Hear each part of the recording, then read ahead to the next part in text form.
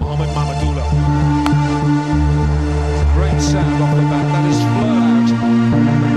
Wow দর্শক, Lankan league LPL Mahmudullah রিয়াদের বিধ্বংসী 4 ছক্কার ব্যাটিং তাণ্ডব, মাত্র 34 বলে 69 রানে টর্নেডো ঝড়, যা এই রিয়াদের এমন ব্যাটিং থেকে মুগ্ধ সবাই।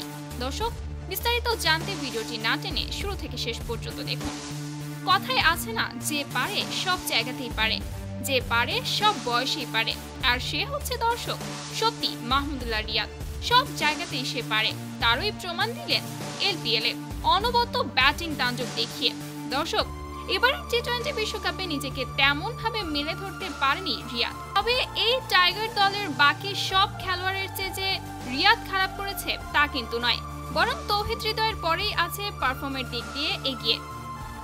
বাকিরা তো রিয়াদের ধারের কাছেও নেই। তবে এবার ভক্তদেরকে তেমন আশার প্রতিদান দিতে পারেননি রিয়াদ, আর তাই নিজেকে খোঁজে ফিরতে এবং নিজেকে পারফর্ম করে মিলে ধরতে লঙ্কান লিগে যোগ দিয়েছেন।